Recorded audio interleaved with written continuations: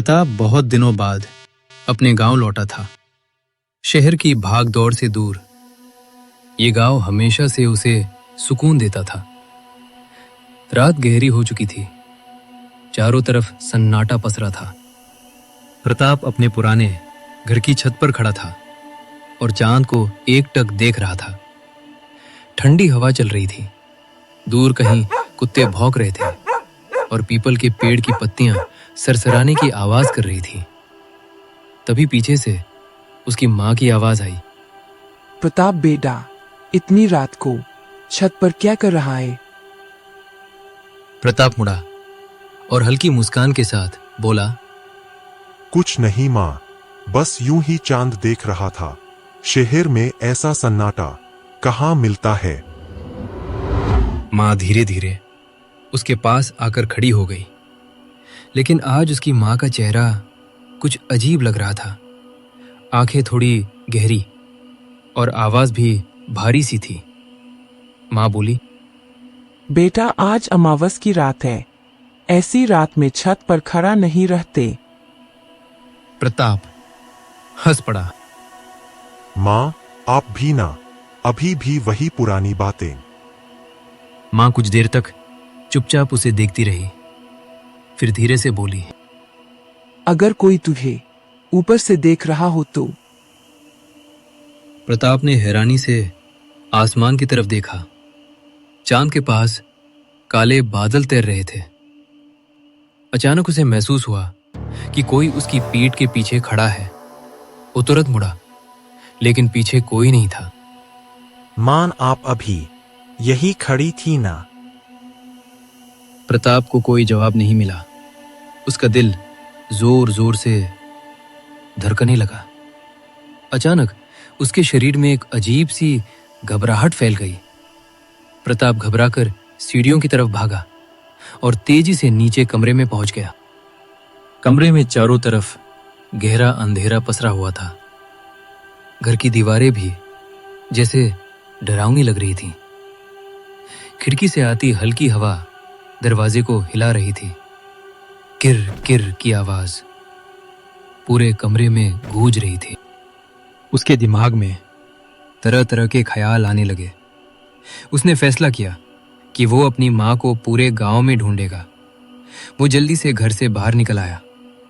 बाहर रात और भी डरावनी लग रही थी।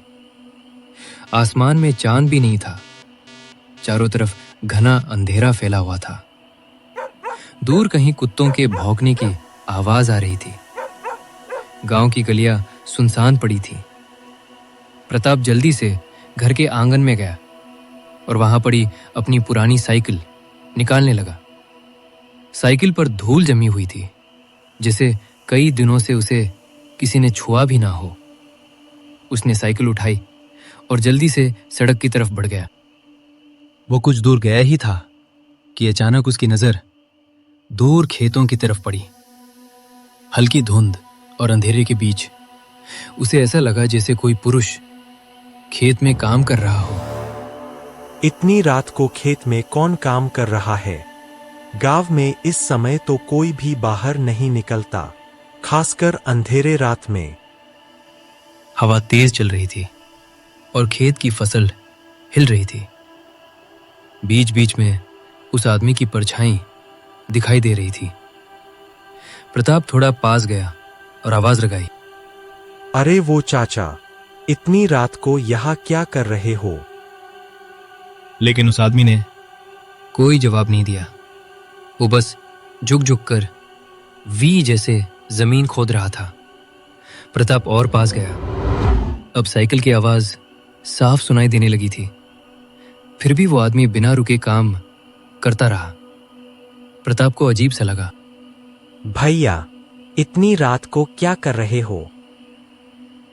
इस बार वो आदमी धीरे धीरे सीधा खड़ा हुआ, लेकिन उसने प्रताप की तरफ मुड़कर नहीं देखा, बस पीठ किए खड़ा रहा। उसके कपड़े मिट्टी से सने हुए थे और बाल बिखरे हुए थे। प्रताप थोड़ा डरते हुए बोला, मेरी माँ दिखी है क्या आपको? वो घर में नहीं है। कुछ सेकंड तक बिल्कुल सन्नाटा रहा। फिर अचानक वो आदमी धीरे धीरे हंसने लगा। उसकी हंसी सुनकर प्रताप के शरीर में सिहरन दौड़ गई। अब वो आदमी धीरे धीरे मुड़ने लगा। प्रताप की धड़कन तेज हो गई। जैसे ही वो आदमी पूरी तरह मुड़ा, प्रताप की आंखें डर से फैल गईं। अरे नौजवान, पहले अपने बारे में तो बताओ। कौन हो, कहां से आए हो? तभी न मालूम चलेगा कि तुम्हारी मां कौन है। उसकी आवाज भारी और अजीब थी, जैसे बहुत दूर से आ रही हो। प्रताप थोड़ा घबराया, लेकिन खुद को संभालते हुए बोला, मेरा नाम प्रताप है। मैं यही गांव का रहने वाला हूँ। कई साल बाद शहर से आज ही वापस आया हूँ। मेरी माँ घर पर थी, लेकिन अचानक गायब हो गई है। वो आदमी कुछ सेकंड तक चुप रहा, फिर धीरे धीरे हंसने लगा। वो तो तुम राम दुलारी का बेटा हो। प्रताप चौंक गया। आप मेरी माँ को जानते हो? आदमी ने धीरे से सिर हिलाया। जानता हूं, बहुत अच्छे से जानता हूं। ये सुनकर प्रताप को थोड़ी उम्मीद जगी। वो जल्दी से बोला, तो बताइए ना, वो कहाँ है? वो आदमी धीरे धीरे गांव से दूर पुराना हॉस्पिटल की तरफ देखने लगा। फिर धीमी आवाज में बोला, आज अमावस की रात है नौजवान। ऐसी रात में कुछ चीजें जाग जाती हैं। प्रताप का दिल जोर से धड़कने लगा। आप साफ साफ बताइए, मेरी माँ कहाँ है? आदमी अचानक गंभीर हो गया। तुम्हारी माँ उसे ढूंढने गई है। प्रताप घबरा गया। किसे ढूंढने? आपकी बात कुछ भी समझ में नहीं आ रही है। आदमी धीरे धीरे प्रताप की तरफ मुड़ा। अब चांद की हल्की रोशनी उसके चेहरे पर पड़ी और प्रताप की सांस रुक गई, क्योंकि उस आदमी की आंखें बिल्कुल सफेद थीं। वो धीरे से बोला, उसे जो आज फिर वापस आई है। प्रताप के गले से आवाज ही नहीं निकली। कौन? आप किसके बारे में बात कर रहे हैं? आदमी ने पीपल के पेड़ की तरफ उंगली उठाई। प्रताप ने उधर देखा और उसी पल पीपल के पेड़ की डाल से एक औरत उल्टी लटकी हुई दिखाई दी। उसके लंबे बाल जमीन तक झूल रहे थे और वो धीरे धीरे हंस रही थी। अचानक वो औरत सीधी होकर जमीन पर उतर गई और प्रताप की तरफ देखने लगी। लेकिन सबसे डरावनी बात यह थी, उस औरत का चेहरा बिल्कुल प्रताप की मां जैसा था। प्रताप डरते हुए बोला, माँ चलो घर चले। वो इस पीपल की छाया है।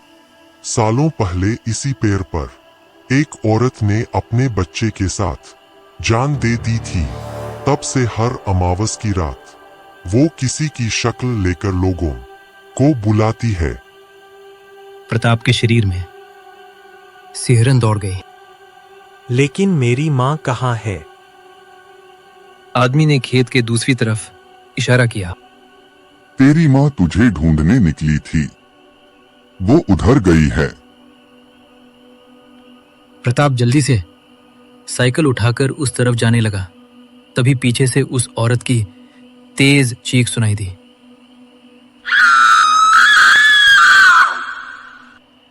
रुक जा प्रताप। उसकी आवाज अब बिल्कुल डरावनी हो चुकी थी। प्रताप ने पीछे मुड़कर नहीं देखा और तेजी से साइकिल चलाने लगा। कुछ दूर जाने पर उसे रास्ते में एक लालटेन की रोशनी दिखाई दी। वो पास गया तो देखा उसकी मां सड़क के किनारे खड़ी थी और घबराकर उसे ढूंढ रही थी। प्रताप तू आ गया बेटा। मां उसे देखते ही दौड़कर उसके पास आई और उसे गले लगा लिया। कहाँ चला गया था बेटा? मैं तुझे पूरे गांव में अहुर रही थी। प्रताप की आंखों में आंसू आ गए। माँ चलो यहाँ से, अभी चलो। दोनों जल्दी जल्दी घर की तरफ लौटने लगे, लेकिन जाते जाते प्रताप ने एक बार पीछे मुड़कर खेत की तरफ देखा। पीपल के पेड़ के नीचे वो आदमी अब भी खड़ा था, लेकिन इस बार उसके पास वही चुड़ैल खड़ी थी। दोनों अंधेरे में प्रताप को देख रहे थे और तभी उस आदमी की आवाज हवा में गूंजी। आज बच गया नौजवान, लेकिन हर अमावस की रात हम यहीं मिलेंगे। प्रताप ने तुरंत पीछे देखना बंद किया और मां के साथ घर की तरफ चल पड़ा। उस रात के बाद प्रताप ने कभी भी अमावस की रात में घर से बाहर निकलने की हिम्मत नहीं की। और गांव के लोग आज भी कहते हैं, अमावस की रात जब हवा तेज चलती है तो उस पीपल के पेड़ के पास किसी औरत की हंसी जरूर सुनाई देती है।